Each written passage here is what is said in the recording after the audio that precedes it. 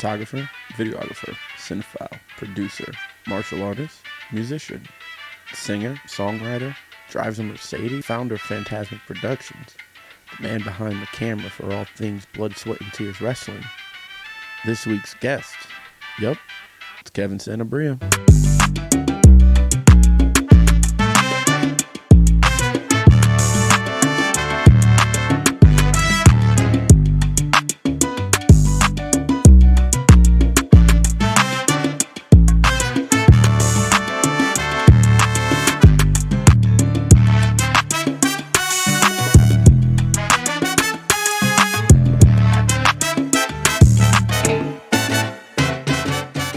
All right, we're here with Kevin Sanabria.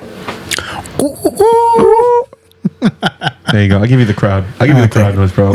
Thank you. You're so nice, please, guys. Thank you. Please. Oh, man. Dude, we hit record this time.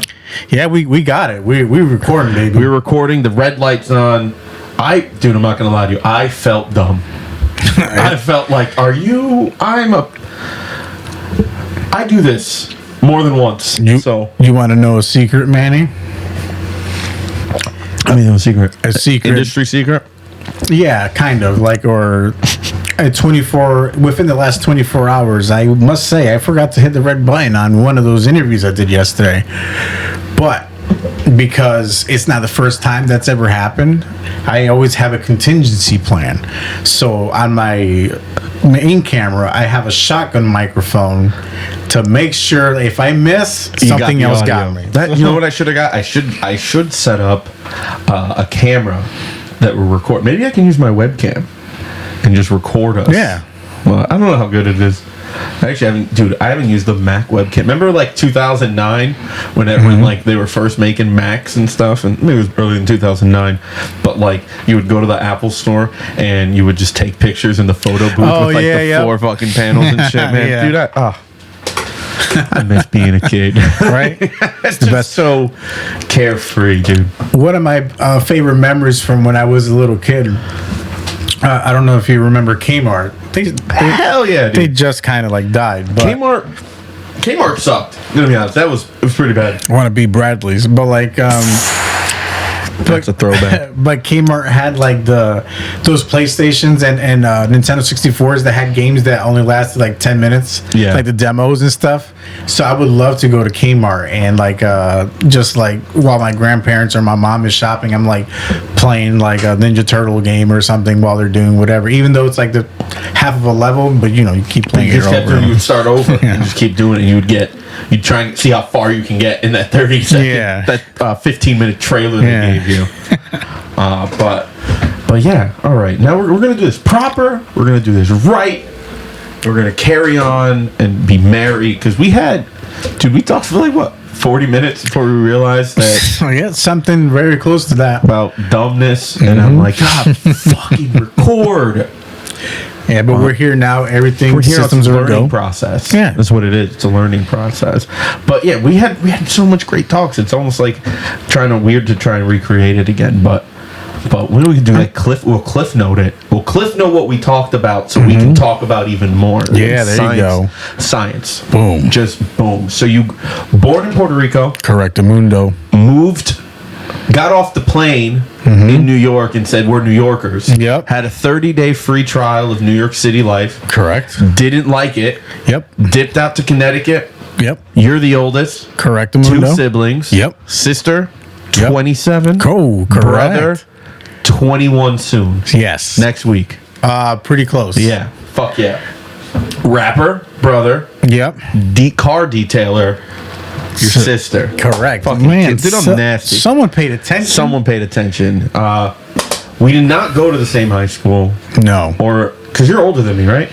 I am 34. Okay, so you just turned 34? Or are you turning 35 this year? I'm turning 35, in December. October. Why did I say December? I don't know. You love Christmas? Yeah, I think so. It's because my birthday's October 25th, so now it's December 25th for Christmas. But October 25th is Gothic Christmas. Yeah, essentially. Yeah, I was like, Mom, why didn't you wait 6 days? Yeah, you would have been born on Halloween. But yeah, so you're 2 years older than me. So I'm gonna be 33 this year. Gotcha. In November. 26. So that's pretty cool. That's interesting. Look at that. We're like about a month apart. Yeah, there's something astrological there. I don't know. I'm pretty sure. I don't know. Started photography in high school. Yep. Your teacher said, "Give up, kid. Ain't no future in this." Yep, correct. I'm 40. I look 60. I'm teaching here at Bassick. I got a bum leg, and I don't. Fuck you, kid. And the line that haunts me to this day is like, "Your stuff will only be worth money after you're dead." Bro, that's such a crazy thing to say. I feel like there's a better way you could have said that to a kid. Oh, like, there's like thousands of ways. Like, well, to you not could say have that. just not been an asshole about it. You could have just. Like, you just easily could have just not been an asshole. Yeah. What else?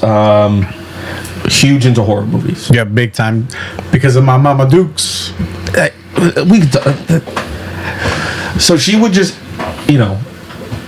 put them on, and then you would be laying in bed trying not to watch them. Yeah, correct. Like, and then you would just hear them. You would hear all the scary sounds. Yep. And it would give you nightmares. Correct. Or and then you I went had to get up and go to the bathroom. I had to pass the living room where they were watching it. Yeah.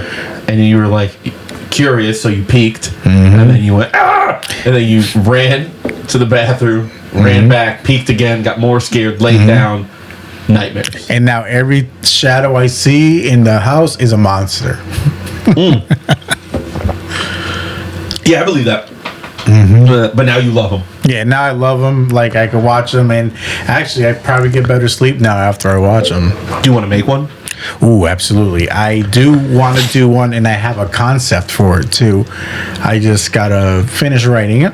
Okay. And then see if my original main character that I was going to have, he's still down to do it, or if he wants to do something slightly different.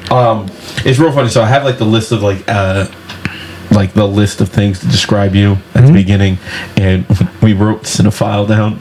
Yeah. And it's just, that's a funny ass word. Yeah. It just means you love movies and stuff, but it's like, It sounds dirty. it's like, what do you fuck DVDs? Like, yeah. Cinephile. but like, were movies a big part of your growing up? Obviously, horror movies. Anything else, like other movies that your mom would put on?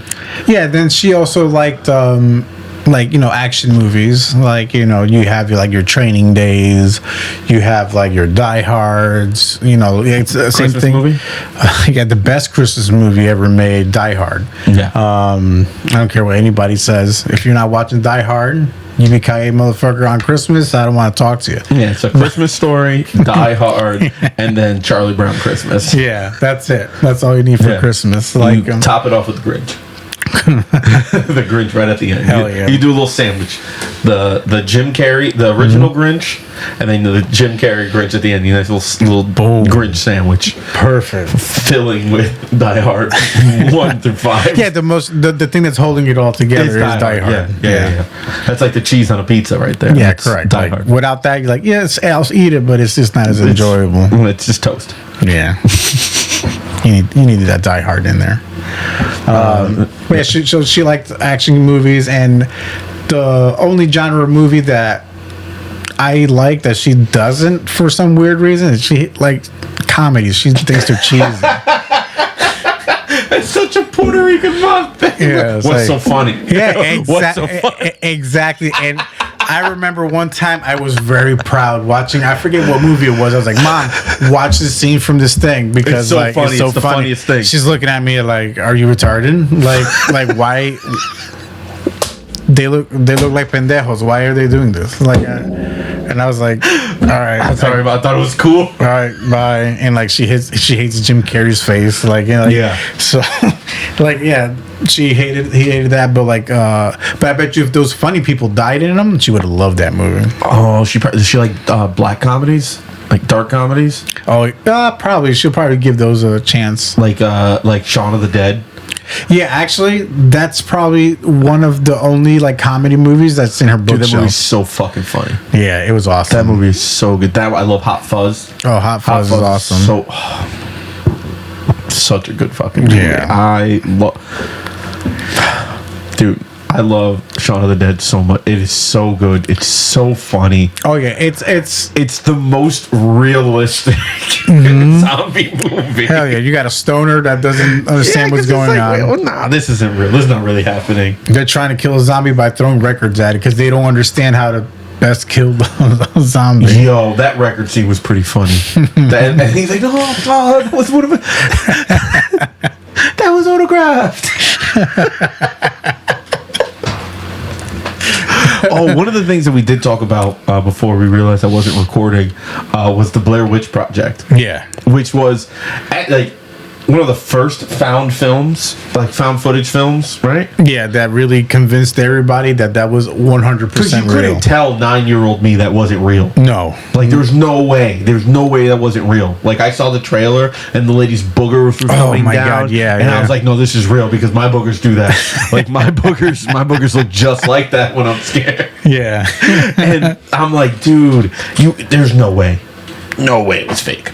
Yeah, I was super convinced. And we looked it up. It was only a $60,000 budget on that movie, like before like edits and shit. Mm-hmm. And even the edits didn't even come up to $1 million, which now $1 million is like the bare minimum to start a TV show. Yeah, and it's a shitty one. Yeah, yeah. Like, I think what's it like the Boys? I think the Boys is like $2 to $3 million an episode or something. Yeah, that seems about right. But it's just like so fantastic. Oh, I love the Boys. Did you watch all of it? No, I haven't finished the newest season yet. Yeah, I love the Boys. But my boy Homelander, he's a trip, dude. Homelander's wild. Yeah, he's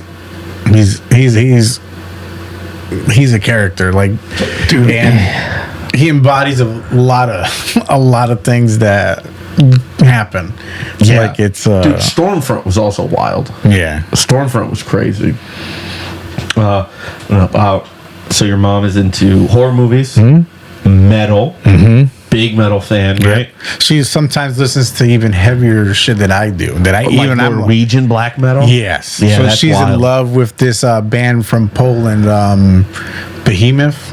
Like, loves them. Yep. I was just at her house today, and I noticed on her bookshelf she has like the singer's like autobiography book. I'm like, man, you're really in this, huh? That's sick. That is sick. That's crazy. So like she'll like put music on. And you're like, Mom, what? I don't even know what they're saying, Mom. Yeah. So like when the heaviest thing that she used to listen to when I was little, it was a band called Venom, and it's like a very famous like a black metal band from like many years ago, like I think like 80s they were around, and it's one of those bands that sounds like they're recording in a tin can with a string or something. But she was just like, this is it, this is music, little Kevin, we like this. And I was like, I like heavy stuff, Mom, but this I don't even know what he's saying. What is he? And why is he sound like he's gargling blood and something? Like, it's like crazy. Like, are you still a big metalhead now? Yeah, I am. What are you listening to? So like I was like in high school and stuff like that. I was like very into like the heaviest things you can possibly listen to, but then throughout the years I kind of mellowed out a little bit. Like, I like clean vocals. I don't really like the screaming stuff anymore. But right now, so my favorite band of all time is Typo Negative. A band out of New York, Brooklyn. And they inspired me to become a musician, be in a band, because my dream was to one day open for them in Toad's Place, because they used to play Toad's Place a lot. Mm-hmm. And then, my mom introduced me to that band too. And then another band that I really love a lot is Megadeth. Love Megadeth. It's like my favorite. I think they're better than Metallica, hands down. A lot of people get angry about that, but it is what it is. Dave Mustaine used to be their guitar player. Yeah, Dave Mustaine's pretty hardcore, because like when Metallica's like, well, listen, relax, you got to go. Yeah, they're pretty hardcore. Yeah, I mean, I do understand why they kicked them out. I would have too. Yeah, well. So when did you get into playing music, like to get into a band and stuff? So that story is I started I had, like I told you before, there was a little guitar I got during a Christmas or something many years ago, broke, never did it again. But then like in my freshman year of high school, is when I started like really trying to play guitar. I actually started with bass first. And so you can slap the bass. Yeah, and then but then I thought I was like, the bass is corny. I want to sound cool. No one hears the bass live. Whatever. This is for me. So I started playing just for me in the beginning, and then my mom made a comment one time, and she was basically saying like it was too late for me to start to get to the point where I can play in a band. So I was like, just like how my high school photography teacher said, like, oh, you'll never do this. I was like, oh yeah, challenge accepted. So I kind of like learned more guitar just to like be like, what now? Be like, what's up? I know I'm not Dimebag, but somebody's buying tickets. Nickelback, baby. Nickelback, baby. So like that's what pushed me to do it, because I wanted to be like, oh yeah. I know she probably didn't mean it in a bad way, because she's meant it in the realistic parent way. I don't want my kid to be disappointed if they can't make if it doesn't happen. But even still, you know what? Little encouragement goes a long way. Yeah. Like you just a little bit, like just a little. Just tell me I can do it a little bit. Yeah. But also too, I think the way I'm wired, I need to hear you tell me I can't. Yeah. Because that's gonna make me go, oh yeah, let's check this out. Watch me can't. Yeah, watch me can't. Well, you're gonna pay tickets to come see me. I hope that can't taste like candy, because you're gonna eat it. Yeah. So like around in high school is why I took it more serious, and then played in the band for a couple years. What was the band's name? The band's name was Osekmik. That is Aztec for dying of hypothermia. And then the way that's fucking metal. Right? And then that was a name that our drummer, which is like my best friend in the whole wide world, Carlos Marino. You know what's really crazy? When you find out that you're not someone's best friend. That's pretty crazy. Oh damn! I'm sorry. That's a crazy revelation. So also too, like before I get into like how the name got there. So like he's of Mexican descent. I was actually born in Mexico City, so he's also another guy that's like 110% his race. Yeah. Like real quick, because that got cut out. So you were born in the motherland in Puerto Rico, but in San Juan, in the capital. The capital, baby. Which, if you guys don't know, being born in the capital of anywhere makes you an extra 10% that. So if you're born in San Juan, like Kevin, you are 110% Puerto Rican. But correct. But if you were born in Washington, D.C., you are 120% American, because that's the capital of the country. Correct. That has states that also have capitals. Correct. It's like states on states on states and capitals. States. Just a little tidbit for you. So your drummer, 110% Mexican. Yep. He was born there in the capital. So like, so he named the band because he was like, he loves a lot of Aztec history and artwork and stuff like that. So he was this one. I believe it was like he had like a Spanish to Aztec dictionary. Had no idea that that's something that exists. So like he went through and found like cool like words, and then we landed on that one. Oh, that's sick. That's pretty cool. And how long were you guys in a band? Did you guys put out any music? Yeah, so we have an album titled 2012, like that we released. Or was it named that? One of our songs was called 2012. Forgot what the name of the album was. But yeah, we had like 6-7 songs on them. Like sold them all the ones that we printed. We did good. We did like a CD release party. We did great. Like we made all our money back on that album just on the CD release. And then we were like, wow, we're big now. We're gonna be Metallica like in 2 more weeks at this rate. You know? Yeah. Like didn't happen. It's like Kill 'Em All. We just did it. We just dropped our Kill 'Em All. Like, that's it. Like we're off to the races, boys. Oh, but man, do I wish I was in a band now with like all the shit I know, and like, dude, we'll be the biggest band on the planet. But like with all the production behind it, getting good music videos, getting out there. But like that's we were there for a little bit. We have a music video for the song 2012. Is it on YouTube? Yes, it is. If you look up our what we'll do is we'll put it like in the in the bio for this. Link we'll drop all your links so people can find you and all that stuff, and then we'll drop links to that video. Fuck, I gotcha. That's gonna be awesome. So then the band was I think we started like in 2010 and ironically ended in like 2012. Well, look at that. And wasn't that when the world was supposed to end according to the Aztecs? Yeah, correct. Look at that, dude. So we had like this whole. That was the point. We already saw the end before we even started. You guys were Ragnarok. Is what you were, Latin Ragnarok. Correct. So do you still dabble in music? You still play music, or? So after that was done, I started recording stuff and demoing stuff at my house because I wanted then to make a band that was like closer to what I wanted, like for myself. But it's just never manifested, never gave it enough time to do it. I get the itch here and there because I also hang out with musicians and stuff. So when I'm helping them do work with stuff, or if they ask me to do a quick little session, fill for them, it kind of makes me want to do it again. But I don't play as much as I would like to anymore.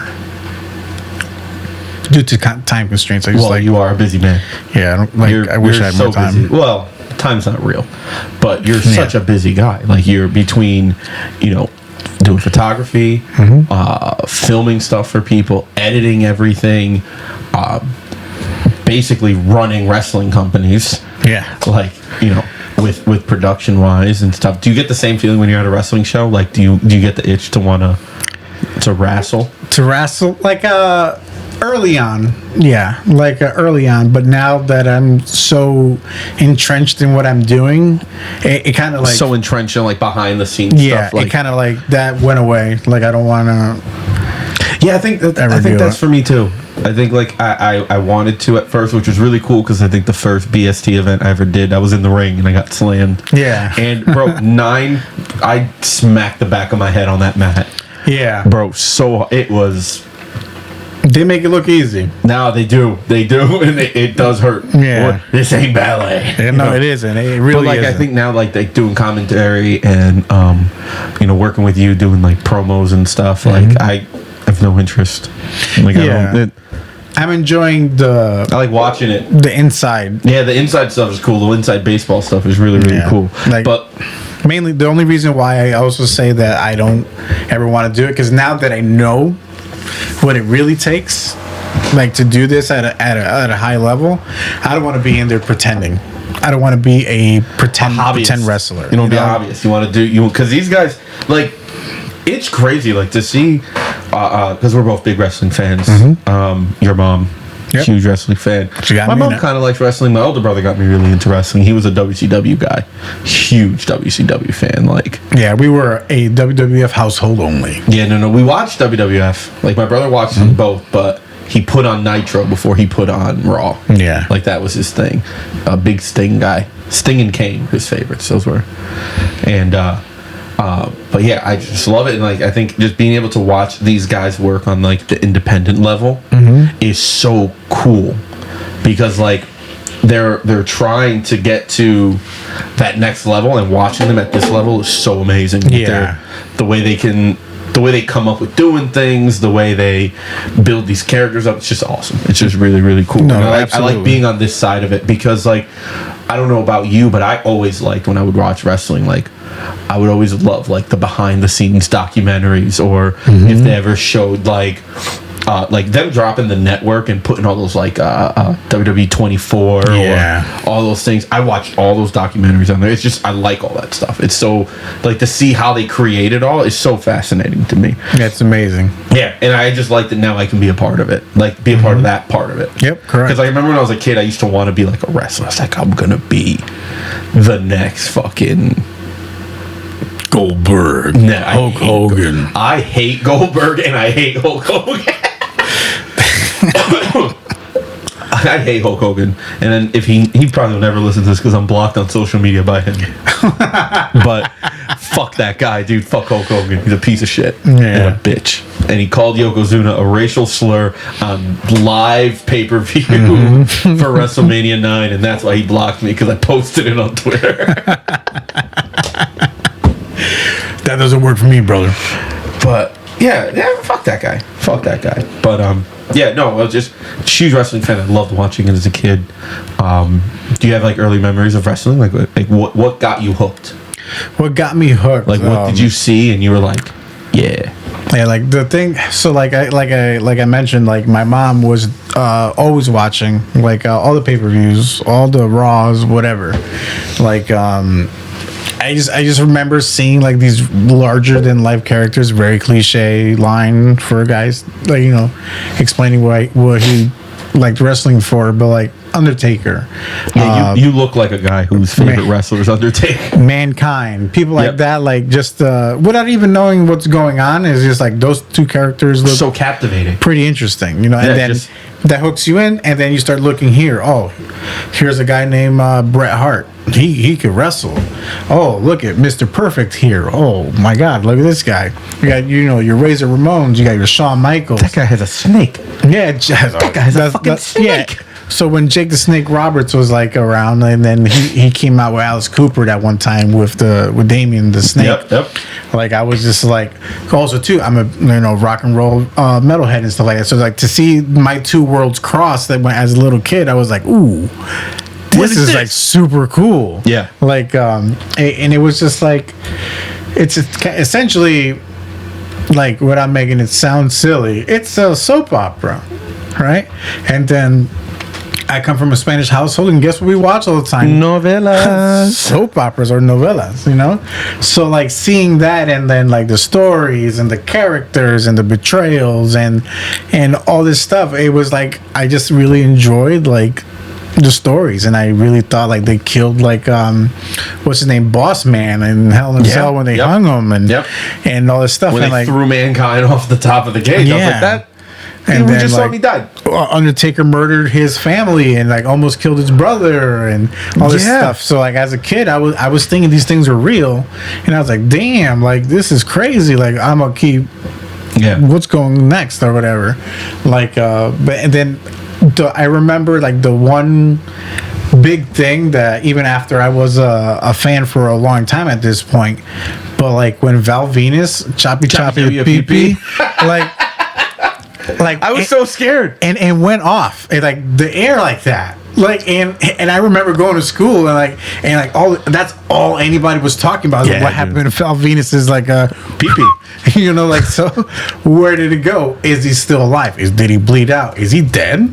Like, you know, things like that. So like I came back to it like the next week, and it just happens that it touched a cold table and it receded back, and he just missed the chop. Yeah. So, like thank God for the little Valboski, right? Yeah, so like you know, sometimes little dick problems are a good thing. Hey, like so let's hit the trifecta here. Horror movies, metal music, wrestling. Correct. That sounds like a great mom. Right.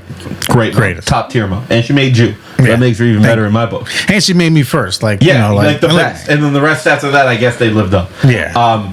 So like what were you like as a kid? I was very... Were you a mama's boy? I would say so. Like, well, you bonded over horror movies, so for sure. Yeah, like maybe not at first. I was like, oh, this my mom is scary. But like, once I got over the horror movies, it was cool. Like, but as a kid, I was very like quiet, timid, shy.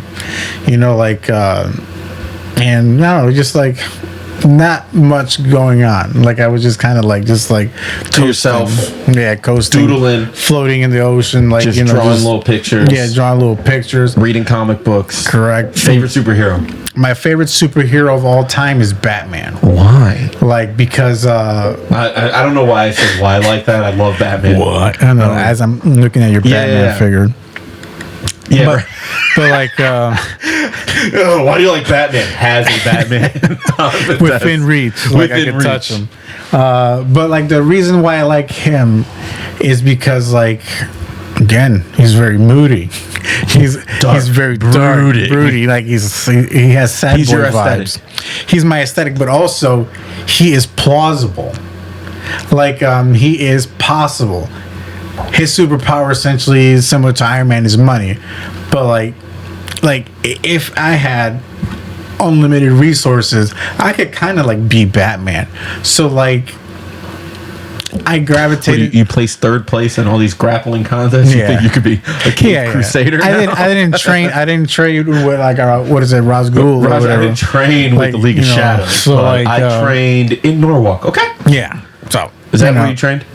No, I trained in the original school was in Bridgeport, moved to Stratford, and then in New Haven on Forest Road, Golden so Falcon the exact opposite way. The opposite way. You went south. You went north. I went north. You went north. Yeah. I got away from Gotham City. So big into Batman.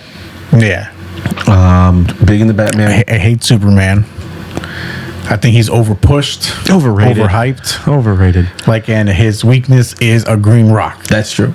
A stupid green rock. And then which Batman has a just stockpile. Yeah. Under the Batcave, which is genius because fuck that guy. No one likes him.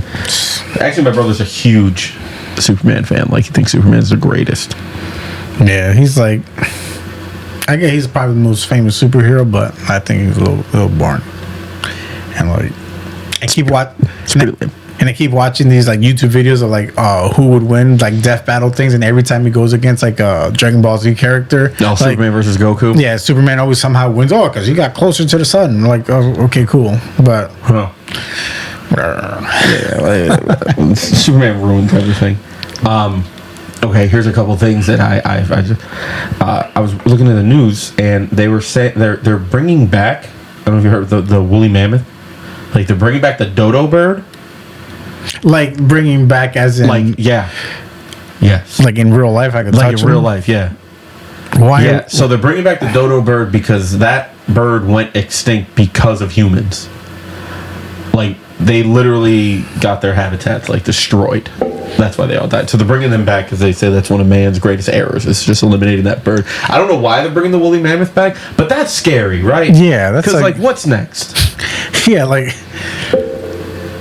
a saber-toothed tiger. I think that's so. There's like I don't want to like go and start typing. But I think are we about to live Jurassic Park for real, bro? I don't like those movies. Like, I've seen all the Jurassic Park movies, but like from a realist standpoint, it's like, yo, the first time it didn't work, you're not gonna get this.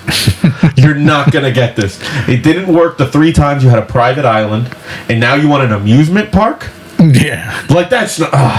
Oh, but the electrical fence was just slightly higher this time. Yeah. It's a bigger fence, but. Yeah, I don't think they should bring these animals back. I think it's scary. Science scares me.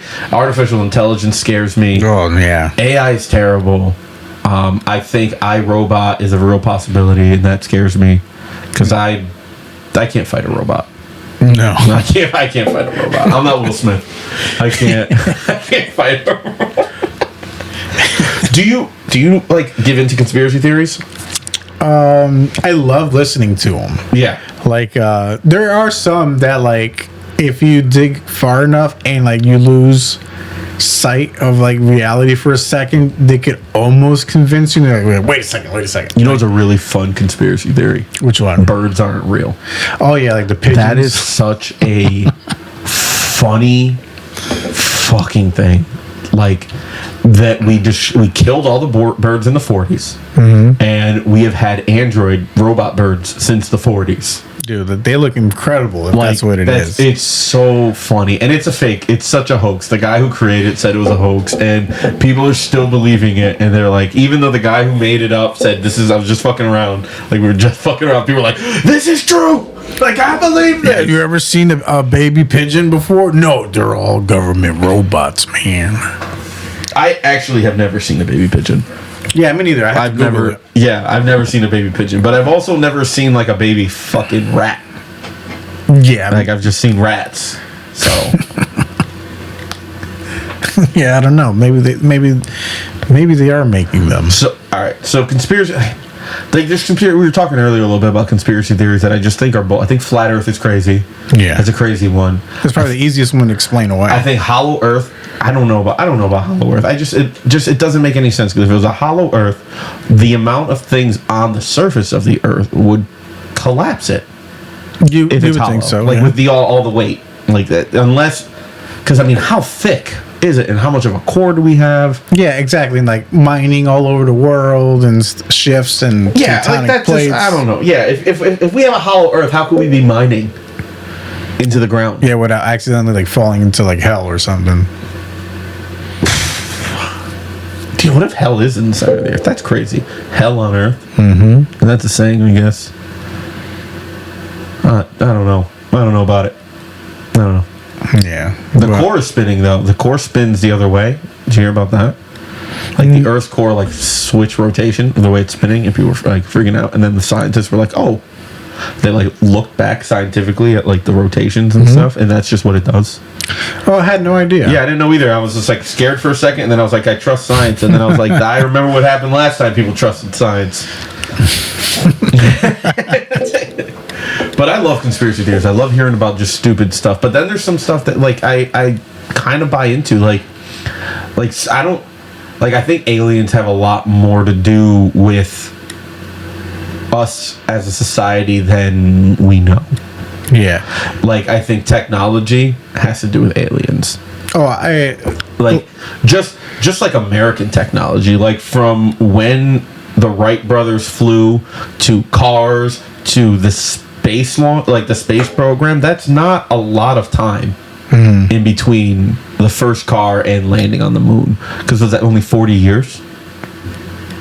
Probably something like that. Because the first car was in the 30s, I believe, like the Model T, right? So then we landed on the moon allegedly in 1969. So 34 to 69, that's 35 years, not even 40 years. And we went from just getting cars to landing on the moon. With a computer on board, no more powerful than a calculator. Yeah. But we haven't been back since. Yeah. That's one. So, like, we have space stations and stuff, but, like, I don't know why I do think the moon landing is false. I think the video we saw was fake. I think we did land on the moon, but we have no footage of it. Actually, I think that they said they deleted it by accident. Nah, bullshit, dude. They never had it. What they did was they wanted to beat Russia. Yeah. In the space race, so they fucking filmed it. Yeah, they filmed that. It's kind of also too, like, I don't know if you know, but like the whole eyesight is enhanced by carrot thing during, I believe, World War II. That's something that the Americans started because I think they just had like discovered or invented like sonar or like some kind of detection method, which was like the way that they were explaining away how the Americans knew where the enemy soldiers were.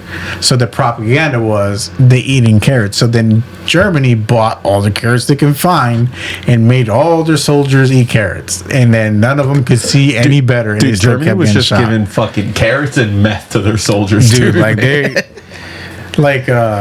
Germany tried everything, man. Like to win anything. Any means necessary. Like, do you believe in aliens? Oh, absolutely. Okay, good. I do. 100. I also believe Bigfoot's real. Yeah, that one, like, just because I need a little convincing. No, I actually, after we're done, I'm going to show you this footage from 2008, I believe, 2008, 2009, maybe, and it is by far the best and clearest footage of Bigfoot ever, and it's from the northern Florida, like Georgia, Alabama line. Okay. So it's like right there. This guy had some property, and I'll show it to you. It's fucking sick. Gotcha. Yeah, show me that. But like, yeah, I think aliens had a lot to do with technology. I think aliens had to do with the pyramids being built. I think if you look at ancient hieroglyphics, a lot of the things that we can't explain about them are aliens. I think there is aliens in the Bible. I think the story of what is that? I think it's Isaiah who gets taken up to heaven on the flaming chariot, on like a chariot of fire in the Old Testament. I think that's just an interpretation of how to explain a fucking alien abduction. Yeah, that's what I think that is. I think that's just back then they don't know how to explain that, and that's what that is. I don't think there's like fucking mole people. I think that's silly. I don't think lizard people live in the center of the earth. Yeah, me neither. That's pretty crazy. Lizard people aren't. I think things like the lizard people and stuff like that are just a way to swallow the pill that the people running the world are pieces of shit. Yeah. Like, you don't want to admit that humanity can be that bad, but no, it really is pretty shitty. Like, the New World Order isn't some crazy conspiracy theory of fucking interdimensional beings or no, it's just shitty politicians and people who have a lot of money running everything. Correct. Yeah. But yeah, I think aliens built the pyramid, helped with the pyramids. I think they helped with Stonehenge because that doesn't make any sense. Yeah. Easter Island is another thing that doesn't make any sense. It has the bodies underneath it. Or how about all those pyramids, including the Mayan pyramids, that even with the Egyptian ones and all the other ones, all the same. They're all aligned to the stars, like perfectly. Yeah, it has to be. It has to be, and they all have like the gold at the top that you can like reflect and see. I don't know. Yeah, Ancient Aliens is a great show, and it fucked me up growing up watching that show. Yeah, man. Like, I think it's ignorant to think that we're the only perfect condition rock. Sounds of Bridgeport. Oh man, there's no way that in our vast galaxy, just our own galaxy, not even talking about the universe, our galaxy, we're the only fucking. Yeah, we might be the only life in our solar system, because we've sent signals to ends of space and stuff, and if there's something in our solar system, they would have responded. Yeah. Unless they just don't give a fuck. Yeah. But you're telling me that in neighboring solar systems there's not life? There's no way. There's no way that there's other galaxies and universes and planets with nothing else on them. I can't believe that. That would make no sense. Yeah, the whole the Goldilocks situation, like the perfect in the middle. This is exactly everything it needs. Like, I don't think that exists. But also, they could also just be right here because it's something like, I don't remember where I read it, but it made me think. And it's fucked me up. But a lion has no idea that like a narwhal exists. Yeah. And they're on the same planet, but a lion has no idea what a narwhal is. Yeah. None at all. Yep. A lion has no idea what a fucking Pomeranian is. Like, so there could be, we just don't know. They could be here. You know what? Like, I never thought about that ever. Yeah, exactly. Like that, but it's like, it makes sense.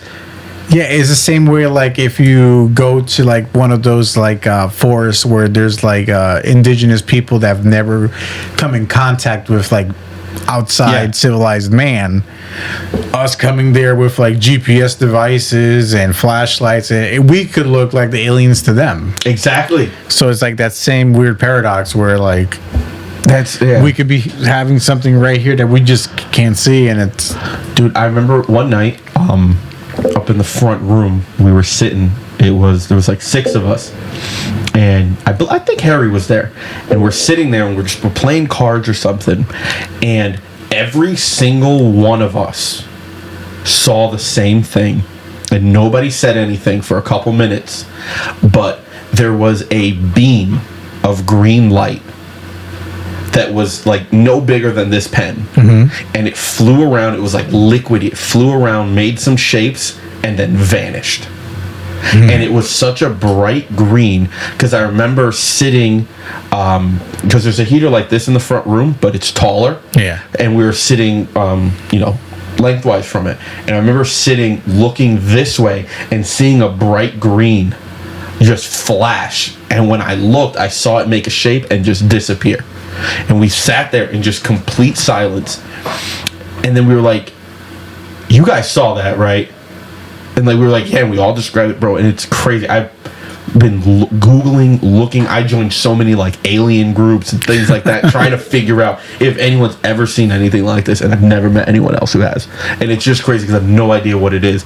But it was like really cool and also super terrifying, because like that could have been anything. Yeah. Like, and then like I've told a couple of people like, and they were like, oh, like it was probably somebody outside with a laser pointer, which plausible, but it wasn't foggy. So we wouldn't have been able to see the beam that thick, and it's in space, and it made shapes. Yeah. So when you see like a laser pointer, the laser pointer just moves and it makes a shape on a wall. So you can see it moving around on there. Yeah, not in the center of a room. Yeah, this was just a solid green beam of light, and it just poof, gone.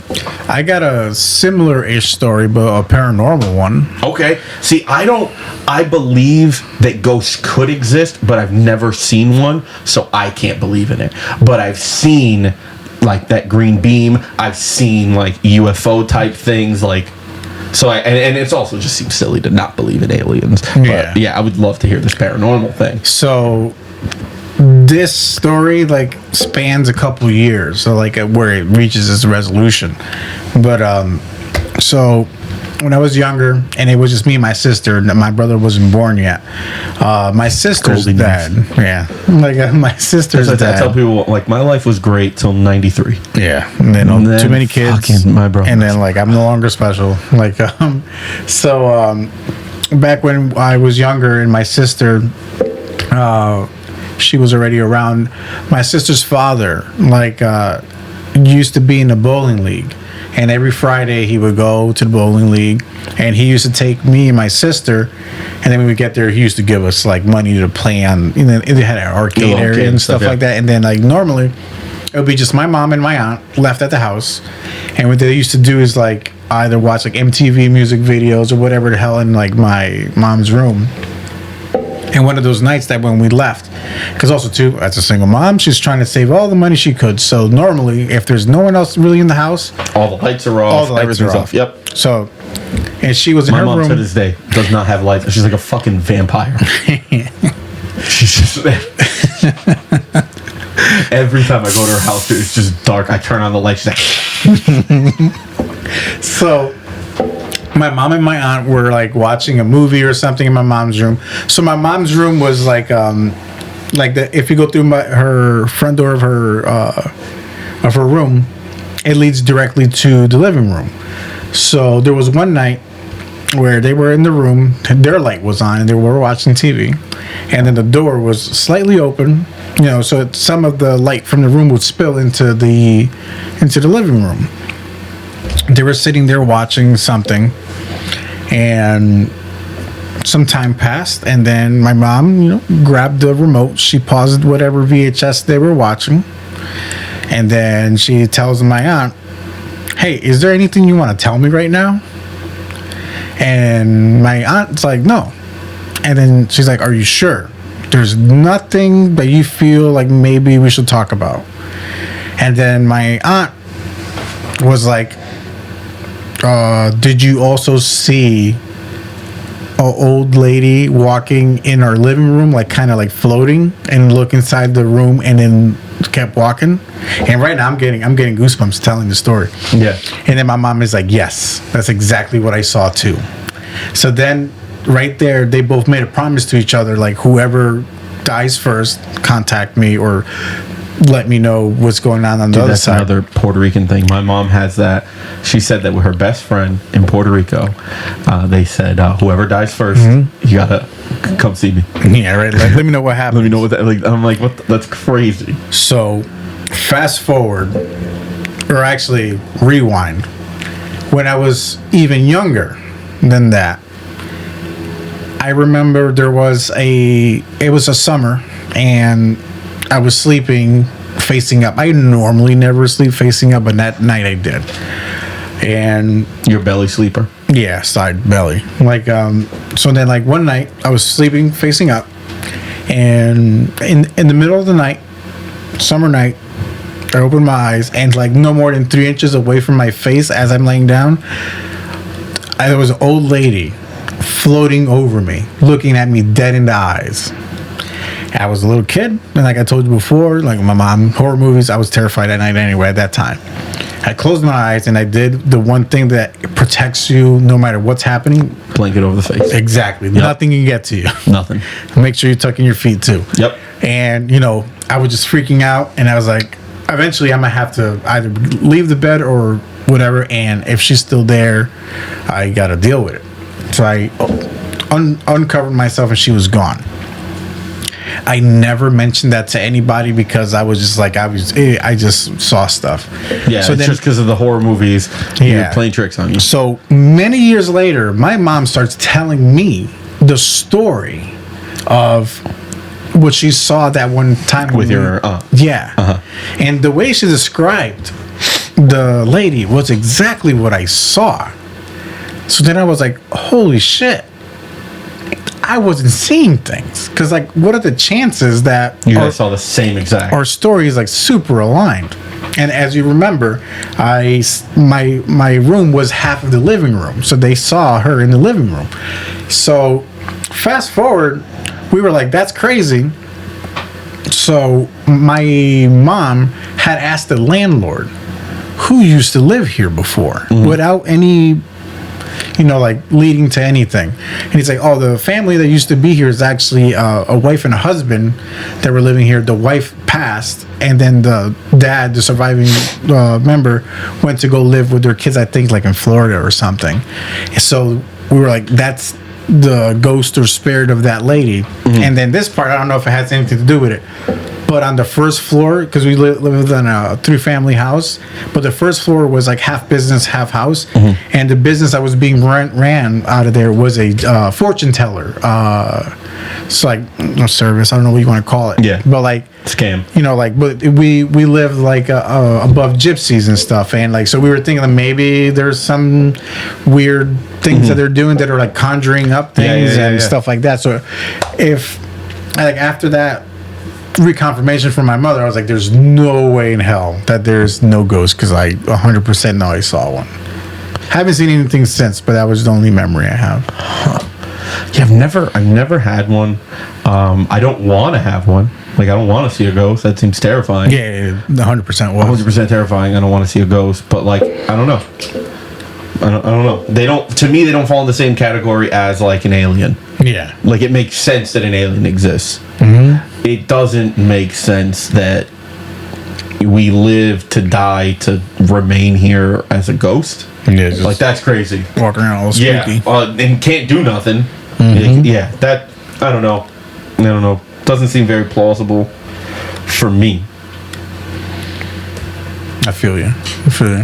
But as we wind down here, like, do you have like a medium that you do, because you play music, you take pictures, you film, like, what's your favorite? Like, which one's your passion? So in the past couple, like I would say like in the last year actually, so originally started with photography, and then I started doing video sarcastically, right? Like during the pandemic, because we had nothing to do. Yeah. So I started shooting like... What was the pandemic like for you? It was probably because... Were you working at home? I was actually, since I work in the aerospace industry and we got a supply to the military, like... Deemed essential? Yeah, and we never had a day off. Me too. Like, same. Yeah, you work for the most federal thing around here. Which has nothing to do with... Yo, dude, we're federal as fuck, but have no government funding. That's interesting. It's crazy. I can't talk about it anymore because legal crap. Kibosh this. I could lose my job, I think. We just can't say the name of the spot. But yeah, federal sector of the government, but then has no government funding. Like, we're fucking assholes. But yeah, deemed essential.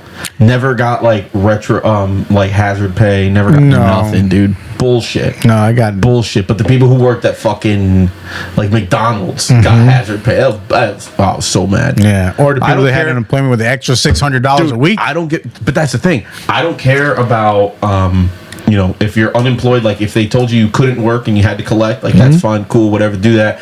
If you want minimum wage to be $22 fucking an hour, I don't care, give it to them, whatever, I don't care. But the fact that everybody else got hazard pay and some jobs didn't was bullshit on the government's part. I think everyone who had to work should have got extra pay. That was crazy. Correct.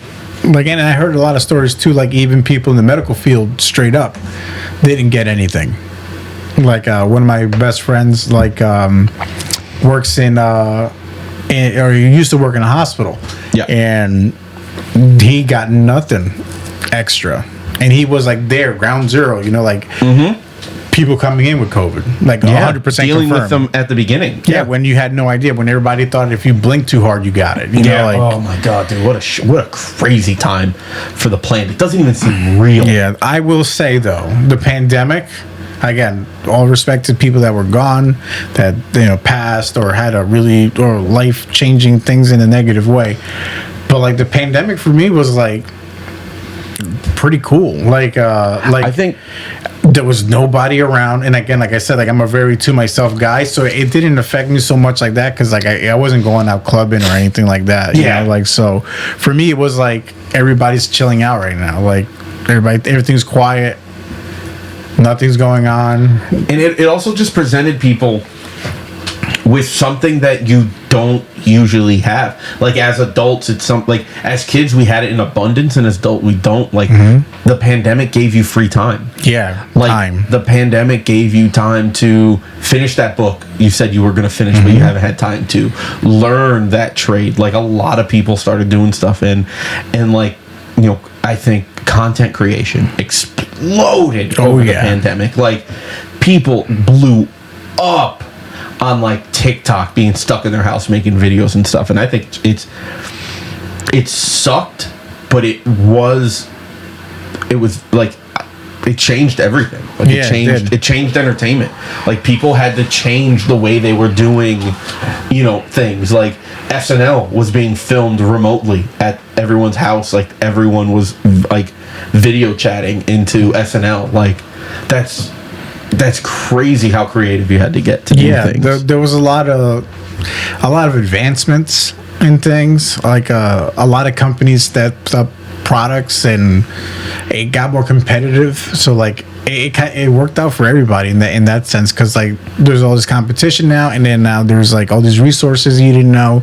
Like who would have thought like Zoom was going to be like the most essential tool you're probably going to have? How long has Zoom been around? Zoom has been around way before the pandemic. Yeah, it didn't start during the pandemic. It's been there, but like nobody was using it. It wasn't even a thing. Yeah, live streams. Like everybody figured out how to do a live stream, and then people found out how to do a proper live stream, and like it pushed a lot of things forward. Yeah, but Zoom, like that thing exploded, man. Like my job was using it. Like they made a Zoom government edition too, for like if you work with government sensitive things, and they had their own thing there. So, and it also, I believe, showed a lot of people that you don't have to be physically at work to do work. Yeah. So like a lot of companies to save money on like, hey, we could have all these dudes remote. We don't need them here. Or some companies actually closed down their businesses to keep doing everything remote. Yeah. Because it helped overhead a lot. Like, and also too, a lot of people that were working from home were way more productive. Because like you're never home watching the clock. Yeah. You always watch the clock at work. Yep. So like a lot of people that end up working from home lose track of time and tend to spend more time working there and being more productive than actually at the facility of like whatever their job is. I have a lot of friends who worked at home during the pandemic, and they were just more effective. They were much more efficient being at home. But then like it did, because I never did the work at home thing. I was always at work. So like a lot of people that I talked to got really stir crazy. Like they got you know, because some people worked in their, you know, living room or whatever. So you lost that space that you go to after a long day of work. You know, you can go home. You know that you punch out of work, you can go home and relax at your house. Now you can't, because the spot that you relaxed in is now your work environment. Yeah. So like, I wouldn't know how to deal with that. Yeah, like it's no longer as rewarding. Yeah, I don't know how people, how more people didn't lose their minds over the pandemic, because Jesus Christ, that would destroy your mental health. Yeah, I mean the pandemic, or like working from home is not for everybody, but like for the people that just like I know, like for example, dude, yesterday at work I had to fucking work late because of I cleaned 3 bathrooms, 3 adult bathrooms with shit all over the place, like literal shit. On the wall, on the toilet, on the floor. Like, if no government funding no fucking government funding at all, god damn it. But like that kind of stress at work, like that kind of annoyance at work, like I came home and I forgot about it. Yeah. Right? Like if I had something that level of stress and just like annoyance happen to me while I'm working from home, like where do you go? Because you can't go out, you can't go somewhere because everything's shut down. Yeah, I 100% like see. That's oh man, like I used the pandemic to get a better handle on my mental health. Like I started therapy, like all that stuff. I don't like what the fuck do you do otherwise? Yeah, I know. I get it. I totally get it. Like, because you're stuck somewhere. Yeah, and you can't go. Everything else is done. All your friends and family are scared to hang out because, like. But I'll tell you what. When I was working, I was out in the public, like in the shit, and before I transferred and got my new job, just out there, and it was eerie. Right. To just be out walking around and not like where I was working, there was a lot of kids and not seeing any kids anywhere, not hearing kids, like nothing. There was no traffic. That was awesome. Yeah, that's my favorite part. Best part. I miss it so much. Fastest I've ever gotten home and to work. I miss it. So much. The sky was so clear. Yeah. I don't know. The beginning of the pandemic was pretty nice. Grocery stores in like June were awesome. Yeah. And then whoever, I don't know why people bought so much toilet paper. Dude, my mom just ran out of her 2020 stockpile. 3 years. 3 years she lasted. Oh, man. And I'm like, what do you need that much for? She's like, you never know. Never know what? Like how much you like how much shit are you eating, lady, that you need this? Like every bathroom break is an emergency. Every single one of them, dude. So like luckily for me, when that happened, like I've been a wet wipe proponent like for years. Yeah. I've never used regular toilet paper unless if like I'm at someone's house that doesn't have wet wipes. Oh, so you use wipes? Yeah, I've always used wipes. Like I remember. Do you have a bidet? No, but I want one. I want one so bad. I've used it twice. First time, really off-putting and just like whoa. Yeah.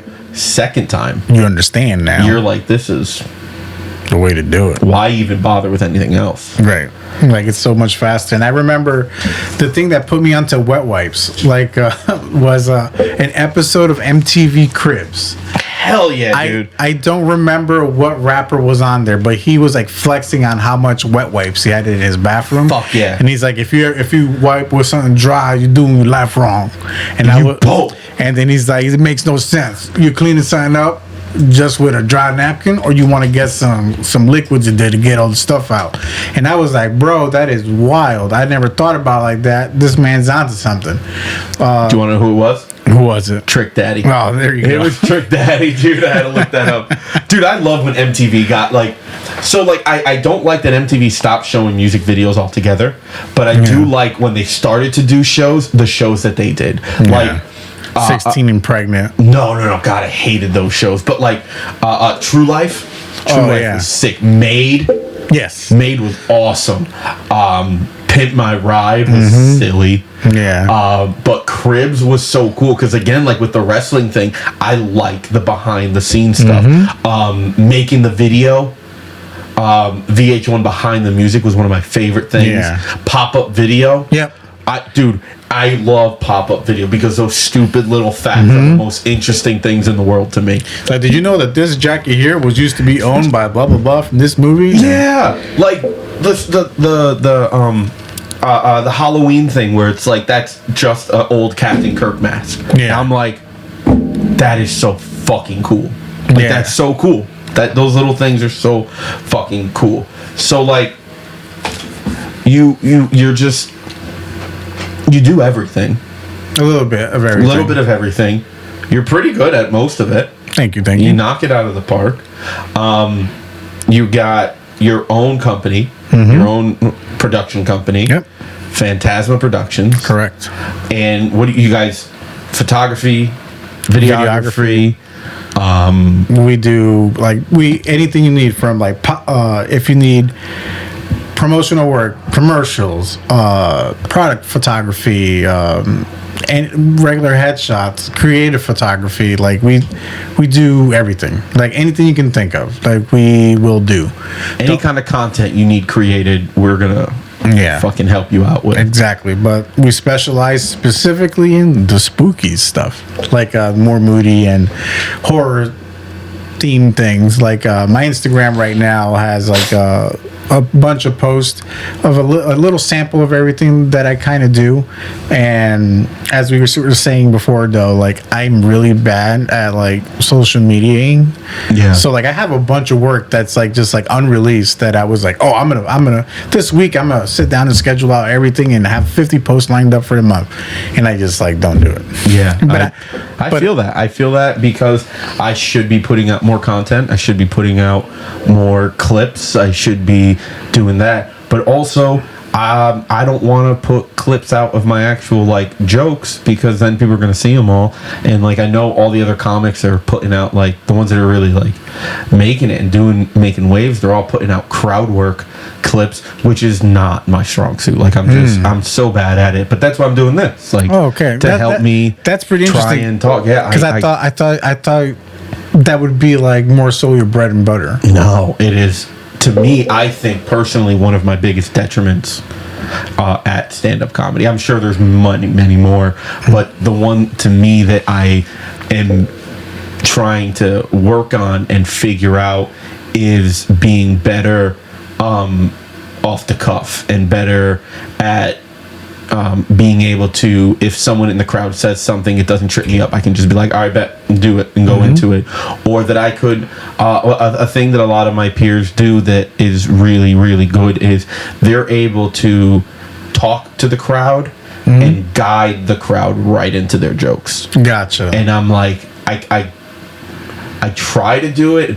I can kind of do it, but I don't like. Again, like I'm sure when you take a picture, you're like, no, this is not good. Yeah. Like I don't like this, and people are like, well, no, this is so good. This is so good. But like, I'm sure like I'm better at it than I think I am, or maybe I'm not. But like, it's just to me, it's such a hard thing, and I see people do it so well, and I don't do it as well as that, so I don't think I'm good at it. So to touch on that a little bit, something that I suffer of even till today, like. Imposter syndrome. Oh my god, that's like my superpower. I think. No matter how good someone tells me I'm doing, I'm like, are they really like? I don't think I deserve to be here. That's like one of the things we were talking earlier that got deleted.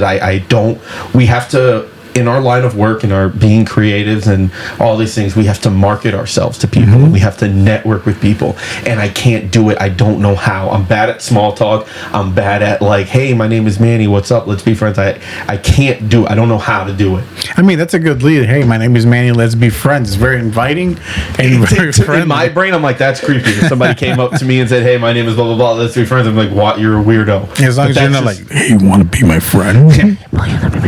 but like that's also just how my brain works. Like I overthink everything. Yeah, me too. And like, so I'll go up on stage, I'll do my set, and I'll hang out for a couple minutes. Like if I'm not hosting the show or if it's not like a Park City comedy show, I will leave. Like I'll just dip. But because I'll dip because like the thought of people like coming up to me, like if I did well, like when I first started I used to do like the casino and stuff, and they would like come up and like, oh, that was a great set and all this stuff. Right? Yeah, and I'd be like, oh, you don't even know I fucked up that joke, like it wasn't supposed to be like that. And like I had to stop because another comic told me they're like, they don't know your jokes, so if they tell you it was good, just take the compliment. And it's just hard for me because I'm just like, no, it's not good, it's supposed to be like this. But like I'm trying to get better. I'm trying to get better at imposter syndrome, like trying to be like, I'm supposed to do this, like I'm doing okay, but it's just a battle. The one thing that helped me, like kind of sort of by accident, I still suffer of it. It's not as bad anymore because I'm starting to believe in my work more, like and this is all just recent, like where I started gaining like the confidence in like what I'm doing. Like I know like my stuff wasn't terrible, I just didn't think it was praiseworthy, right? Yeah. So that's it. So like one of my other friends, Cesar Vasquez, Move Lens Photography, incredible. Him and I like got real close like in the past like 6 months because like he's such a positive energy dude, like and his whole family is like and Cece's a vibe, dude. Yeah, he is. He's a whole vibe. His wife, Cece, everybody, like they're phenomenal human beings. Hang around with them, they'll make you want to run through a wall with like potential. Yeah, like they have crazy. The POP, dude, the power of positivity. Yeah, big time. So like we went to Comic-Con in New York last October. And I went there just to take photos and whatever, and hang out with my boy. And I started posting my work. He was hyping me up on the side, and then out of nowhere, I just started getting like a lot of compliments for my work.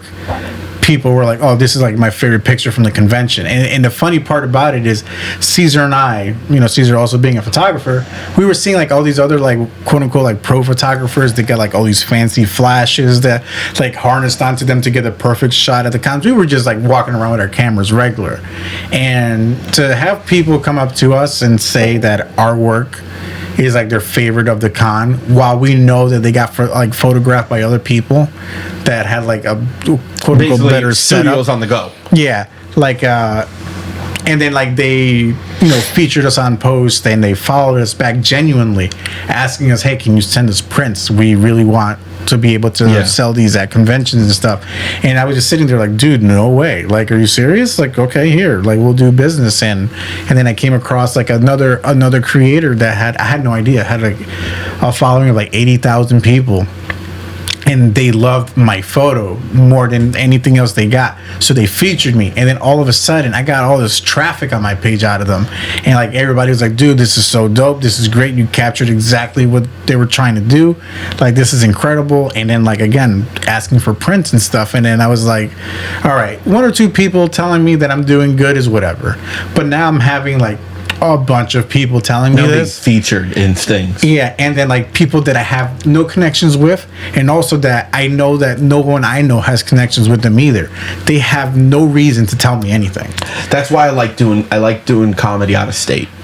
Yeah, I like going to other states because like early on it was a different feeling, because like early on you have to do like bringer shows where they want you to bring stuff, and you would always have to bring your friends, and you're always going to get guaranteed laughs because your friends are there. But when you go, like when I first got like put on a show in like Massachusetts and stuff, like I would bring somebody with me because I just don't want to make that drive alone, but it's usually just one person.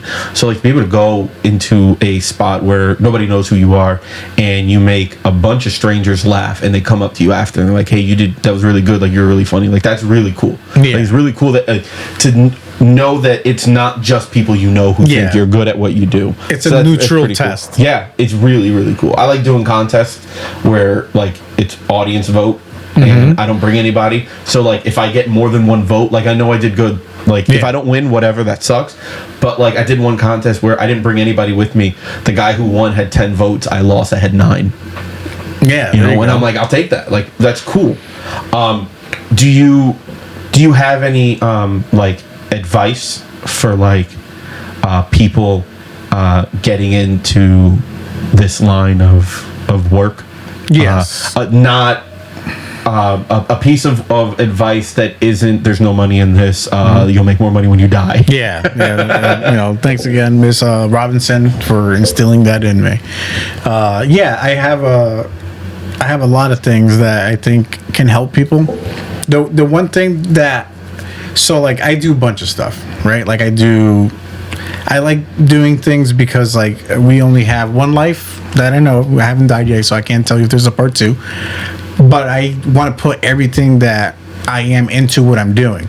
So anything that I pick up that starts as a hobby or anything, I do go full force on it. I try not to half-ass anything. I want to go in with an open mind to learn, and with open mind to experiment.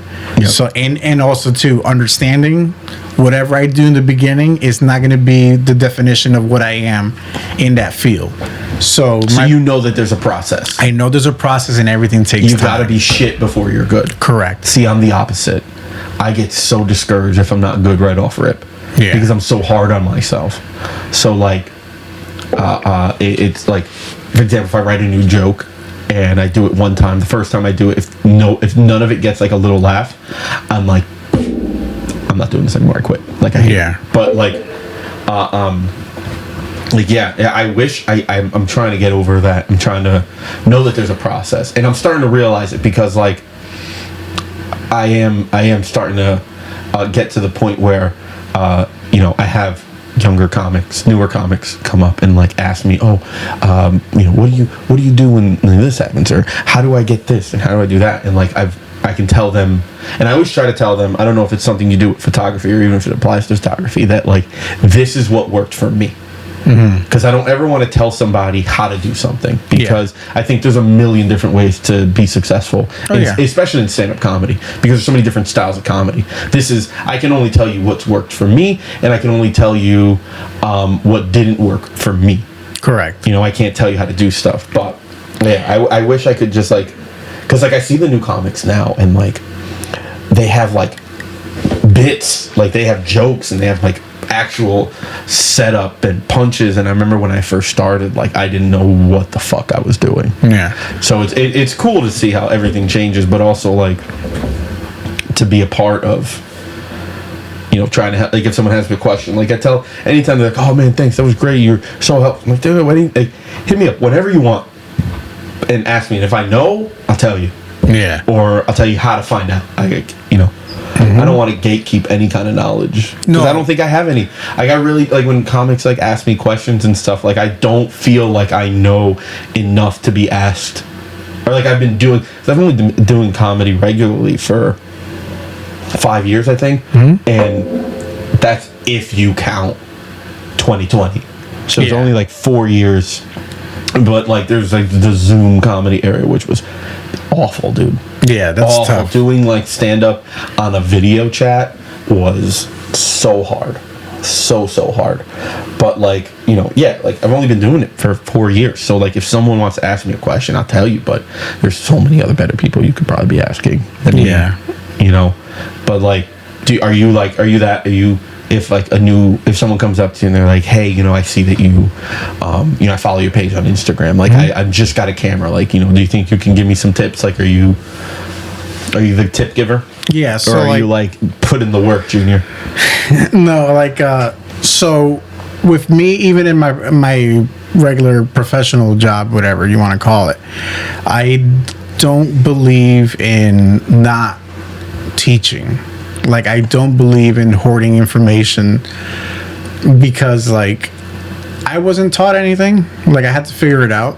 So like and it sucks. Yeah, it sucks. Like everyone thinks like, oh no, it's giving you, it's work ethic, it's giving you a sense of pride. No, it's just really hard. It doesn't have to be. If someone knows it, you can just help me. Yeah, like I've seen like so people come to me now and ask me questions, or say like, how can I get this like this, because you do real good, and then I'll tell them what I did, but at the same point you said, this is what works for me, because I'm aiming at something totally different.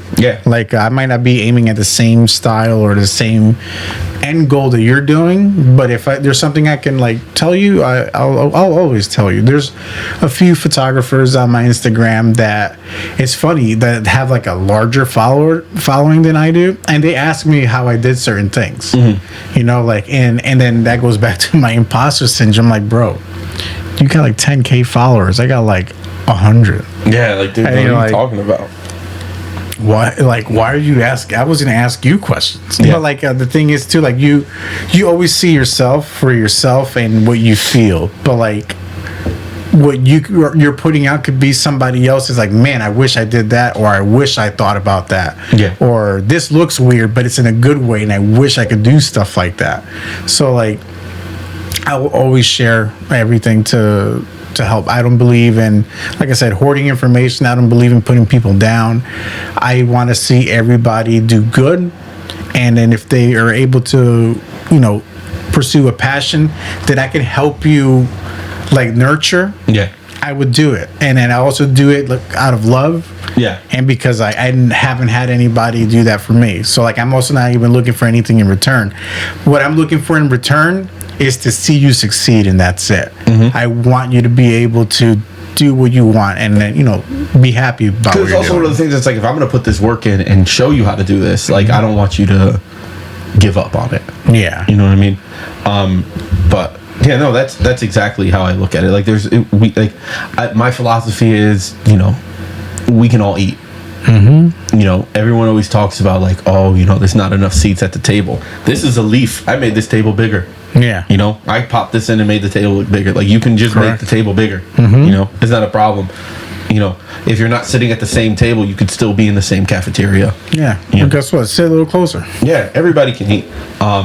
This was great. I'm actually glad that the first one didn't work.